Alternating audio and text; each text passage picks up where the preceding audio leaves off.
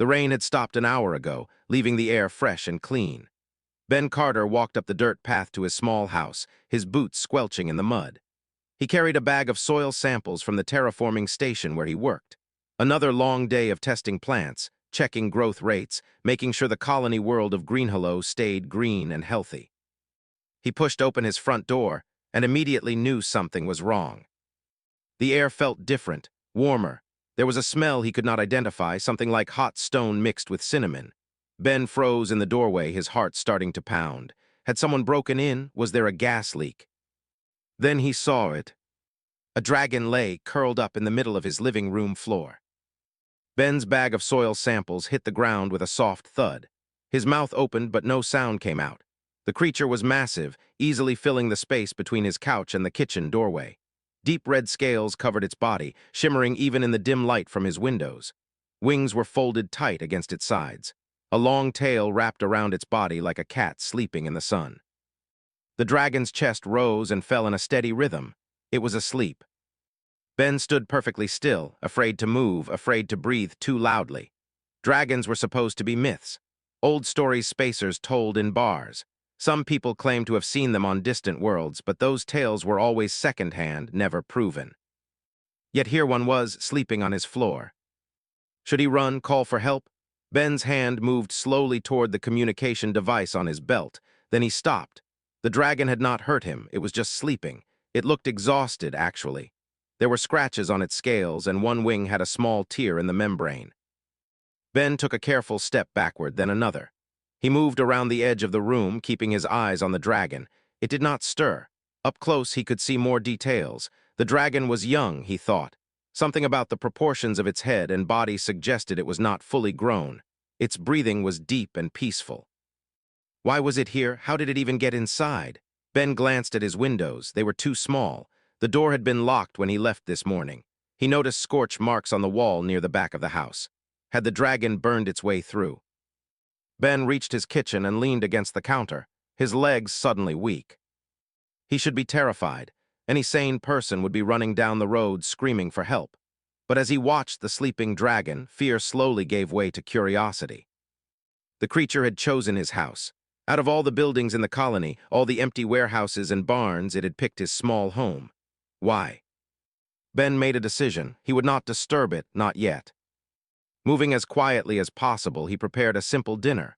Bread, cheese, some leftover vegetable stew from yesterday. He heated the stew carefully, wincing at every small sound the pot made. The dragon slept on, undisturbed. Ben ate standing up, watching his unexpected guest. He tried to remember everything he had ever heard about dragons. They were supposed to be intelligent. Some stories said they could speak. Others claimed they could breathe fire hot enough to melt steel. Most tales agreed they were dangerous. This one did not look dangerous right now. It looked tired. After dinner, Ben cleaned up quietly. He considered his options. His couch was still accessible if he was careful. The dragon had left that space clear, curled as it was in the center of the room. Ben grabbed a blanket from his bedroom and settled onto the couch, pulling the blanket up to his chin. He told himself he would stay awake, keep watch, make sure the dragon did not wake up and decide he looked like food. But the day had been long, and the sound of the dragon's breathing was oddly soothing, deep and steady like ocean waves. Ben's eyes grew heavy. He fought to keep them open, lost the fight, and drifted into sleep. He dreamed of flying through clouds, of seeing the world from high above, of winds that could carry you across entire continents in a single day. When Ben woke in the middle of the night, the dragon had shifted position slightly. One wing was now extended a bit, and its tail had moved, but it still slept. Moonlight came through the window, making the red scales glow like embers. Ben watched for a while, then went back to sleep. He woke again at dawn. The dragon was still there, still sleeping. Ben rose carefully and made breakfast, scrambling eggs and toasting bread. He kept looking over at his guest, half expecting it to vanish like a dream. But it stayed real, solid, a living, breathing dragon in his living room. Ben sat on his couch with his breakfast plate, eating slowly, thinking he should report this. The colony authorities would want to know, scientists would be fascinated, but something made him hesitate. The dragon looked so peaceful, so safe here. Ben decided to wait, at least until it woke up, then he would see what happened next. He finished his breakfast and settled back to watch over the sleeping dragon, wondering what he had gotten himself into. Ben had just finished his second cup of coffee when the dragon's eyes opened. They were golden, bright and clear like polished metal, with vertical pupils that contracted in the morning light. The dragon's head lifted slowly from the floor, and those eyes fixed directly on Ben. Neither of them moved. Ben's hand trembled slightly, making his empty coffee cup rattle against the saucer. He set it down carefully on the side table, never breaking eye contact with the dragon. His heart hammered in his chest, but he forced himself to stay calm, to breathe normally. The dragon's nostrils flared. Its head tilted slightly to one side, studying him. Then a voice filled Ben's mind. Not words spoken aloud, but clear thoughts that felt like someone else's voice inside his head. "You did not run." Ben jumped at the unexpected mental contact. His mouth was dry, but he managed to speak. "You did not seem dangerous." The dragon's eyes narrowed slightly, and Ben wondered if he had said something wrong. Then the creature made a sound deep in its throat. It took Ben a moment to realize the dragon was laughing. "Most beings think all dragons are dangerous," the voice said in his mind. "They scream, they flee, they call for help. You made breakfast." "You were sleeping," Ben said, finding his voice growing steadier. "I thought it would be rude to wake you." The dragon shifted its weight, and Ben tensed. But the creature simply sat up, folding its wings more neatly against its sides. It was even larger when not curled up, its head nearly touching the ceiling. "I am Ruby," the voice said. "I apologize for entering your home without permission. I was desperate." "Ben," he replied automatically. "Ben Carter, why desperate?" Ruby's mental voice carried a tone of exhaustion. "I have been flying for 3 weeks without proper rest, crossing empty space between systems, avoiding detection.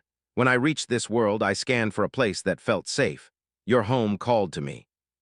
"Called to you?" "A feeling," Ruby said. "Dragons sense things others cannot: warmth, safety. Kindness. Your dwelling radiated all of these, even from high above. I took a chance. I hope I chose correctly." Ben stood up slowly, his fear fading into something else. Curiosity, maybe. Concern, definitely. "You are safe here, but why are you running? Who are you hiding from?" Ruby's eyes dimmed and her head lowered. "Hunters, poachers, those who would kill me for my scales, my blood, my bones. Dragon parts are valuable in many markets, worth more than most starships." Ben felt a surge of anger. "That is barbaric." "That is reality," Ruby said. Her voice carried centuries of sadness, though Ben sensed she was young. "My kind used to fly freely across the galaxy. Now we hide, we flee, we die alone in dark places. There are so few of us left." Silence filled the room. Ben looked at this magnificent creature, powerful and ancient and afraid, and made a decision. "Are you hungry?" Ruby's head came up, surprise evident in her golden eyes. "You would feed me." "You are a guest," Ben said. "An unexpected one, but still a guest. I do not have much, but I can share what I have." He walked to his kitchen, feeling Ruby's eyes following him. His hands shook slightly as he opened his cold storage unit. He had some fresh meat he had bought for the week, a large cut meant for several meals. He set it on a plate and brought it over, setting it on the floor in front of Ruby. The dragon stared at the offering, then at Ben. "You honor me," she said quietly. Her head lowered, and she ate with surprising delicacy, using her clawed hands to hold the meat rather than tearing at it with her teeth. Ben fetched a large bowl and filled it with water, setting it beside her. Ruby drank gratefully. "When did you last eat?" Ben asked. 5 days ago. I caught a fish from an ocean on a dead world 2 systems away. Before that, I do not remember."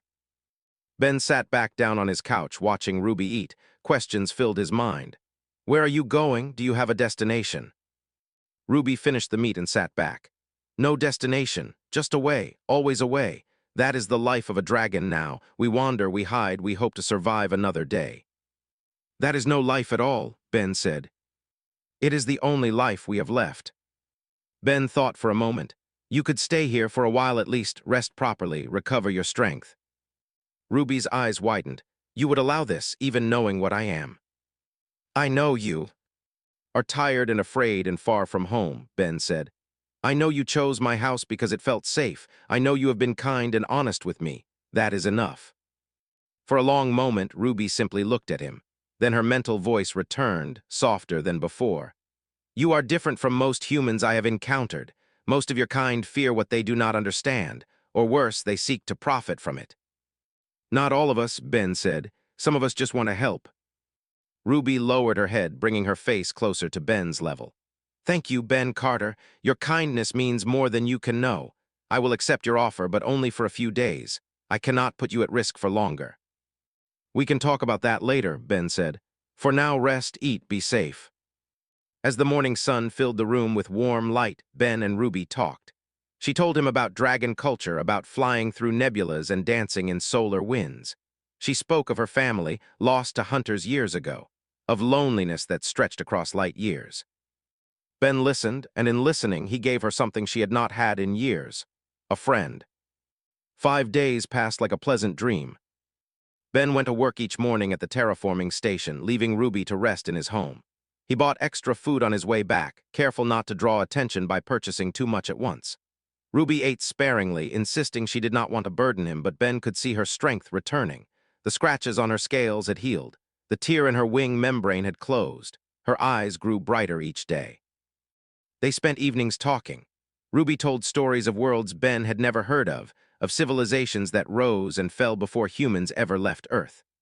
Ben shared his own stories too, simpler tales about growing up on a farm colony, about learning to coax life from difficult soil, about why he loved making things grow. On the 6th morning, Ben found Ruby in his garden behind the house. She stood among his struggling vegetable plants, her head tilted down, examining them with interest. They are thirsty, she said when she noticed him, and the soil is too cold for these varieties. I know, Ben admitted, walking over. I have been trying to fix that, but the irrigation system keeps failing, and the ground here stays cool even in summer. Something about the mineral composition. Ruby made a thoughtful rumbling sound. May I try something? Ben nodded, curious. Ruby positioned herself carefully between the rows of plants. She took a deep breath, and Ben tensed, remembering the stories about dragon fire. But when Ruby exhaled, it was not a raging inferno. Instead, a gentle wave of warm air flowed across the garden beds. The temperature rose noticeably, but not dangerously. The soil began to steam slightly as moisture activated. Ruby moved to the next section and repeated the process. Then the next. Within 15 minutes, she had warmed the entire garden to the perfect temperature. The heat will hold for several hours, Ruby explained. If I do this each morning and evening, your plants will thrive. Ben stared at his garden, then at Ruby. You would do that? You have given me shelter and safety, Ruby said. This is a small thing I can offer in return. Over the next few days, the garden transformed. Plants that had barely grown in weeks suddenly flourished. Leaves turned deep green. Buds appeared. Ben had never seen such rapid progress. But keeping Ruby's presence secret was becoming harder. On the 10th day, Ben heard a vehicle approaching his house. He glanced out the window and felt his stomach drop. Lucy Chen, his closest friend and co-worker from the terraforming station, was climbing out of her transport. Ruby, hide, Ben said urgently. The dragon moved with surprising speed and grace, slipping around the back of the house. Ben heard the soft sound of her wings as she launched into the air. He stepped outside just as Lucy reached his door. Ben, there you are, Lucy said, smiling. You have been acting strange lately, always rushing home after work, never joining us for dinner anymore. I wanted to make sure you were okay. I am fine, Ben said, trying to sound casual. Just busy with some projects. Lucy's eyes narrowed. What kind of projects? She looked past him at the house, then at the garden. Her expression changed. Ben, your garden, how did you get it to grow like that? Those plants look like they belong in a greenhouse, not in this climate. New techniques, Ben said weakly. Experimental fertilizers. Lucy walked past him toward the garden. She knelt down, touching the soil. This is warm, really warm. What kind of fertilizer generates heat? Before Ben could answer, a shadow passed over them. Lucy looked up and screamed. Ruby descended from the sky, landing with a heavy thud in the garden. Her wings spread wide, magnificent and terrifying. She placed herself between Ben and Lucy, a low growl rumbling from her throat. Ruby, no, Ben said quickly, stepping around the dragon. She is my friend, she is safe. Lucy had fallen backward, her face pale. She stared up at Ruby with wide eyes. "That is a dragon. Ben, there is a dragon in your garden."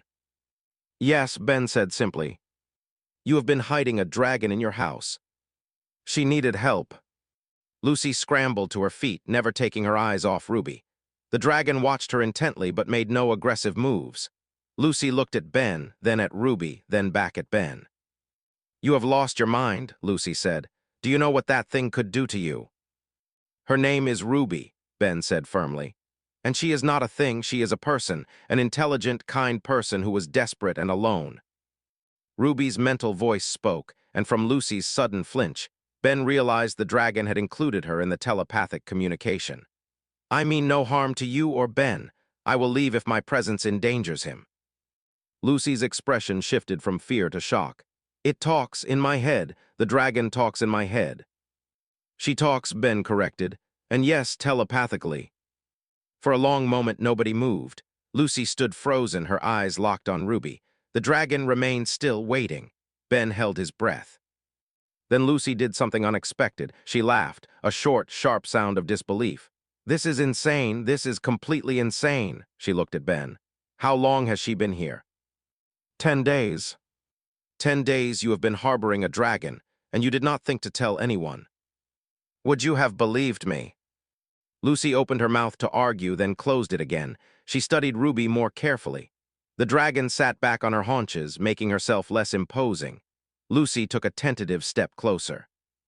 "You are really not going to hurt us?" she asked. "I am really not," Ruby replied in their minds. "I am grateful to Ben. He showed me kindness when he could have shown me fear." Lucy looked at the garden, at the thriving plants, at the obvious care Ruby had taken to help. She looked at Ben's face, at the calm certainty there. Finally, she sighed. "If anyone finds out about this, we are all in trouble. You know that, right?" "I know," Ben said. "And you are asking me to keep this secret." "I am asking you to trust me, trust that I know what I am doing." Lucy was quiet for a moment, then she extended her hand toward Ruby. "Lucy Chen, apparently I am now friends with a dragon." Ruby reached out one clawed hand and very gently touched Lucy's palm. "Ruby, apparently I am now friends with 2 humans." Ben felt relief wash over him. But even as Lucy stayed to talk with Ruby, learning about dragons and their plight, a small worry nagged at him. How long could they really keep this secret? And what would happen when it finally came out?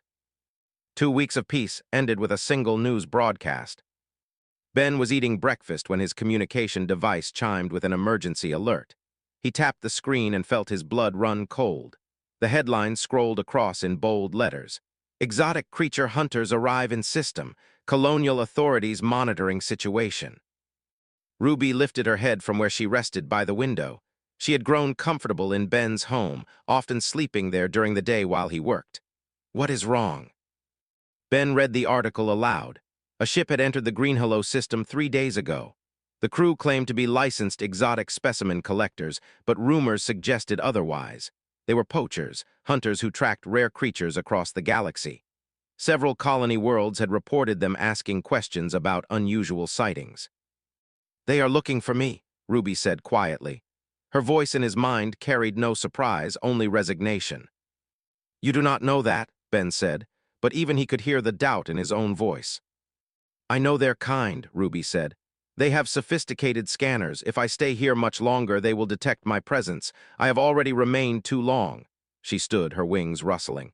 "I must leave tonight." "No," the word came out sharper than Ben intended.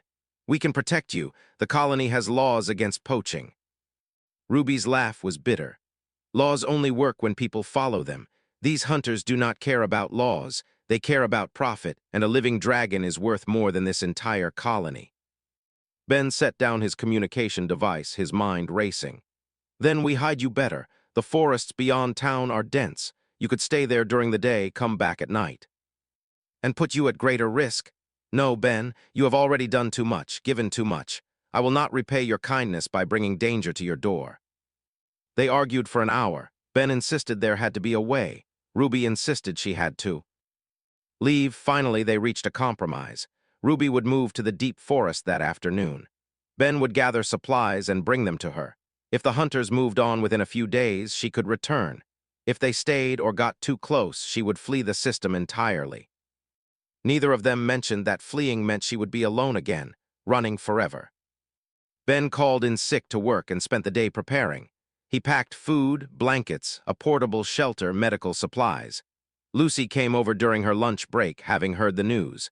She helped load everything into Ben's transport vehicle. "This is really happening," she said, securing a box of dried goods. "Hunters here." "We knew it was a risk," Ben said.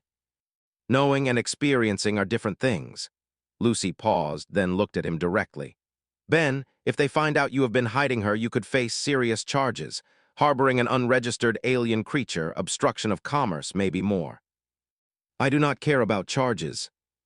"You should care. You could lose everything." Ben stopped packing and met her eyes. "Ruby is my friend. You do not abandon friends when they need you most." Lucy stared at him for a moment, then nodded slowly. "Okay. Then we do this smart. I will keep my ears open at work. The hunters will probably check with colonial authorities, maybe visit the terraforming station. If I hear anything, I will warn you immediately." That afternoon, Ben drove Ruby deep into the forest. They found a cave near a stream, sheltered and hidden. Ben set up the supplies while Ruby explored the area. When everything was ready, they stood together in the fading light. "Thank you," Ruby said, "for everything. You gave me something I thought I had lost forever, hope." "This is not goodbye," Ben said firmly. "I will come check on you every evening after work. We will get through this." Ruby touched her head gently to his shoulder, a gesture of affection she had learned from him. Then she slipped into the cave, and Ben drove home alone. The next 3 days were tense. Ben went to work, acted normal, and drove to the forest each evening. Ruby was safe but restless. She hated hiding, hated the fear. Ben brought news from town. The hunter's ship was still in orbit. They had visited the colonial offices, asking about exotic fauna sightings. On the 4th day, Lucy met Ben at his door before he could even get out of his. Transport, her face was pale. "They were at the station today," she said. "The hunters, 3 of them. They have scanning equipment, really advanced stuff. They asked about unusual energy signatures, thermal anomalies, anything out of the ordinary." Ben's heart sank. Did anyone say anything? "Most people do not know anything. But Ben, your garden, people have noticed. Some of the techs were talking about how your plants are thriving when everyone else's are struggling." One of the hunters overhead. "What did he say?" "He asked where you lived." Ben felt ice in his stomach. Did they tell him? Lucy nodded miserably. "It is public information. Anyone can look it up. Ben, I think they are coming here." Ben ran to his communication device and sent Ruby an urgent mental message, hoping their connection was strong enough. "Stay hidden. Do not come out for any reason. Hunters may be coming." He felt her acknowledgement, a wave of concern and determination. 2 hours later, as the sun set, Ben saw lights approaching, multiple vehicles. They stopped in front of his house and 6 figures climbed out. 5 wore heavy armor and carried scanning equipment. The 6th, a tall man with cold eyes, walked directly to Ben's door and knocked. Ben opened it, forcing himself to stay calm. "Ben Carter?" the man asked. "Yes. I am Roland Gray. I represent a licensed exotic specimen collection agency. We have been tracking an unregistered alien creature in this system. Our scans indicate significant thermal and energy anomalies centered around this property. I need to ask you some questions." Ben kept his expression neutral. "I work with plants, terraforming. That is probably what you are detecting." Roland smiled, but it did not reach his eyes. "Perhaps you would not mind if we scanned your property then, just to be sure." Ben's mind raced. If he refused, they would get a warrant. If he agreed, they might find traces of Ruby. Either way, he was trapped. "I want to see your credentials," Ben said, stalling, "and a proper search authorization from colonial authorities." Roland's smile faded. "I can get those, but it would be easier if you just cooperated. We are authorized to offer rewards for information leading to the capture of rare specimens. Very generous rewards." "I have no information to sell," Ben said. One of the armored figures approached, holding a handheld scanner. He waved. It toured the house, then the garden. The device chirped and beeped. The man's eyes widened. "Boss," he said, "I am getting readings, big ones. Recent dragon presence maybe within the last few days. Strong traces around the garden and inside the dwelling." Roland's expression sharpened. He looked at Ben with new interest. Well, well, it seems we need to have a longer conversation, Mr. Carter. One way or another, you are going to tell us where the dragon is. Ben stood in his doorway, facing 6 hunters with nothing but his own courage, and wondered how he was going to protect Ruby now. Ben stood his ground in the doorway, blocking the hunters from entering. You need proper authorization to search my property. Colonial law is clear on that. Roland stepped closer, his cold eyes fixed on Ben. We can get authorization, but I wonder why you are being so difficult. What are you hiding, Mr. Carter? My privacy, Ben said, and my rights. One of the armored hunters moved toward the garden. Ben shifted to follow him with his eyes. Stop! You do not have permission to go back there. We are just looking, the hunter called back. He walked among the plants, his scanner held high. These readings are fresh, within hours, not days. The creature was here very recently. Ben's pulse quickened. Ruby had visited last night to check on him, worried after he told her about the hunter's visit to town. She had only stayed a few minutes, but apparently that was enough. Roland studied Ben's face. You know where it is, I can see it. You are protecting it. I do not know what you are talking about. Dragon scales are worth 10,000 credits each, Roland said conversationally. Dragon blood, properly harvested, sells for 50,000 per liter. A complete skeleton can buy a small starship. If you are hiding one, you are standing between us and a fortune. That is not a smart position to be in. If you threaten me, I will report you to Colonial Security, Ben said, reaching for his communication device. Roland moved fast, grabbing Ben's wrist. I am not threatening you. I am offering you a choice. Tell us where the dragon is, take a generous finder's fee, and walk away clean, or obstruct us and face the consequences. Ben tried to pull free, but Roland's grip was iron. The other hunters had moved closer, surrounding him. Ben realized how alone he was. His house sat far from town. No. Neighbors within shouting distance. These men could do whatever they wanted. Then Lucy's voice cut through the tension. Let him go now. Everyone turned. Lucy stood beside her transport, but she was not alone. 5 other people from the terraforming station stood with her, and they were recording everything with their communication devices. Roland released Ben's wrist and stepped back, his expression darkening. This is not your concern, lady. You are threatening a colonial citizen on his own property, Lucy said loudly, making sure her recording caught it.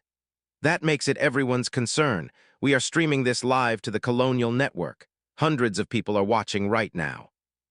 Ben looked at Lucy with gratitude and relief. She gave him a small nod. Roland looked at his men, clearly calculating. He could not afford a public incident, not with witnesses and recordings. He forced a smile. There has been a misunderstanding. We were simply asking questions. No threats were made. Then you can leave, Lucy said, and come back with proper authorization if you really need to search this property. For a tense moment, nobody moved. Then Roland gestured to his men. Pack up. We will continue this through official channels. The hunters retreated to their vehicles. Roland paused before climbing in, looking back at Ben. This is not over. We know the dragon was here. We will find it. And when we do, anyone who helped hide it will face charges. The vehicles drove away, leaving dust hanging in the air. Ben's legs felt weak. He leaned against his doorframe as Lucy and the others approached. Thank you, he said. How did you know to come? I have been monitoring their movements, Lucy said. When I saw them heading this direction, I called everyone I could trust. We came as fast as possible. One of the other workers, a young man named David, spoke up. Ben, is it true? Do you really know where the dragon is? Ben looked at the faces around him. These were his co-workers, his friends. They had come to help him. They deserved honesty. Yes, he said simply. The group exchanged glances. An older woman named Patricia stepped forward. Is it dangerous? No, she is kind and peaceful. She was running from hunters like these. I gave her shelter. You took a huge risk, David said. She needed help. Patricia was quiet for a moment. Then she asked, why do they want to? Kill her? She has not hurt anyone, has she? They want her for parts, Ben said. To sell. She is the last of her kind in this region of space. If they catch her, they will kill her and sell her body piece by piece. The group was silent. Ben could see them processing this, weighing their own beliefs against what he was telling them. Finally, Patricia spoke again. That is wrong, that is just wrong. She is a thinking being, not a commodity. Exactly, Ben said. Lucy looked at the others. We need to decide something, right now. Those hunters will be back with authorization.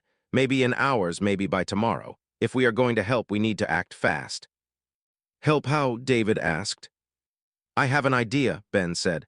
But it is risky, and it involves all of you if you are willing. They listened as Ben explained his plan. It was simple but required trust and coordination. They would create a diversion, draw the hunters away while Ruby escaped to a more remote location. Lucy would use her access at the terraforming station to generate false scanner readings in a different part of the forest. David and Patricia would spread rumors about dragon sightings far from Ben's property. Others would monitor the hunters' movements and provide warnings. This could get us all in trouble, Patricia said. It could, Ben agreed. I will not ask anyone to do something they are uncomfortable with. One by one, the group nodded. They were in. That night, they put the plan into motion. Lucy altered some scanner logs. David started rumors at the local bar where off-world traders gathered. Ben drove to the forest to warn Ruby. He found her waiting at the cave entrance. She had heard the confrontation through their mental link. You should not have protected me, she said. Those men are dangerous. So are my friends, apparently, Ben said with a tired smile. When they need to be. Your friends are helping. They are, but Ruby, we need to move you. Somewhere more remote, somewhere the hunters cannot easily reach. Ruby's eyes glowed in the darkness. You humans, you barely know me, yet you risk so much. You are worth the risk, Ben said. Now come on, we have a long night ahead of us. As they prepared to move deeper into the wilderness, Ben allowed himself a small hope. Maybe, just maybe, they could outsmart the hunters. Maybe Ruby could stay safe. But in the back of his mind, he knew. This was only the beginning. The hunters would not give up easily, and sooner or later this situation would come to a head. The confrontation came 3 days later, in a clearing deep in the forest. Ben's plan had worked for a while. The false scanner readings led the hunters on a chase through the western woods. Ruby hid in a cave system 20 miles from Ben's house, a place so remote that even the most advanced scanners had trouble penetrating the mineral-rich rock. But Roland was clever and persistent. He analyzed the pattern of sightings, compared them to scanner data, and realized someone was manipulating the information. He stopped chasing false leads and started watching people instead. He followed Ben. On the third evening, Ben drove to the cave as usual. He brought food and supplies, never noticing the small tracking device attached to his transport. When he arrived and called out to Ruby, Roland was watching from a distance. Within an hour, the hunters had surrounded the clearing. Ben heard them before he saw them. The sound of vehicles, of heavy footsteps, of equipment being set up. He ran to the cave entrance where Ruby rested. They found us, he said. We need to run. Ruby emerged from the cave, her eyes scanning the darkening forest. There is nowhere to run. They have us surrounded. I can sense them in all directions. Ben's communication device buzzed. He looked down to see a message from Lucy. Hunters left town an hour ago. Armed, be careful. Too late for warnings now. Roland's voice echoed through the trees, amplified by speakers. We know you are in there, Dragon. Come out peacefully and we will make this quick. Resist and things get messy. Ruby's mental voice was calm but sad. I should have left weeks ago. I should never have stayed. Now you are in danger because of me. I chose this, Ben said. We both did. Then I choose to end it. Ruby walked toward the edge of the clearing. Stay here, Ben, please. No, Ben ran after her, grabbing her foreleg. We face this together. They stepped into the clearing side by side. Lights blazed from all directions, blinding them. Ben raised his hand to shield his eyes. Through the glare, he could see figures in armor, weapons raised. Roland stood in the center, a satisfied smile on his face. Smart choice, Roland said. Now step away from the creature, Mr. Carter. This does not have to involve you. Anymore. Her name is Ruby, Ben said, not moving, and I am not leaving her. Roland's smile faded. You are making a mistake. Last chance to walk away. Ben reached into his pocket and pulled out his communication device. His hand shook, but his voice was steady. Before you do anything, you should know something. My device is broadcasting right now, live, to the entire colonial network. Everyone on Greenhollow can see and hear this. Roland's expression darkened. Turn it off. No, Ben held the device higher. You wanted to do this quietly. Capture Ruby, kill her, sell her parts, and leave. No witnesses, no evidence. But now thousands of people are watching. They know what you are. They know what you plan to do. We have legal authorization, Roland said. To hunt unregistered creatures, yes, Ben said. But Ruby is not an animal. She is intelligent. She speaks. She thinks and feels. Under colonial law, that makes H. Are not giving up. Ruby is right about one thing, said another new voice. There will be no violence here. Colonial security officers emerged from the other side of the clearing, led by Captain Sarah Lee. She wore the uniform of the Colonial Police Force and carried an official-looking data pad. Roland Gray, she said formally, I am suspending your hunting authorization pending investigation. Roland spun to face her. On what grounds? Multiple violations, threatening colonial citizens, conducting searches without proper warrants, operating scanners within restricted zones, and most seriously pursuing a creature that multiple witnesses have testified is sentient. She gestured to her officers. Surrender your weapons. Your ship will be impounded until this is resolved. Roland's face went red with anger. You cannot do this. We have contracts, rights, legal backing. You have 30 seconds to comply before I add. Receive such recognition in this sector of space. Ben stood beside Ruby during the ceremony. As the council announced their decision, Ruby's mental voice filled his mind privately. I came here by chance, desperate and alone, seeking only a safe place to sleep. I found so much more. I found home. I found family. Ben smiled. What will you do now? You are free to go anywhere. I know, Ruby said, but why would I leave? Everything I need is here. In the months that followed, Ruby became part of the colony. She helped with terraforming, using her knowledge of ancient worlds to improve soil and plant growth. She taught classes about dragon culture and history. Most importantly, she proved that different species could live together in peace. Other dragons, hearing of the sanctuary on Greenhollow, began to arrive. Cautiously at first, then with growing confidence. The colony welcomed them, learned from them, built friendships.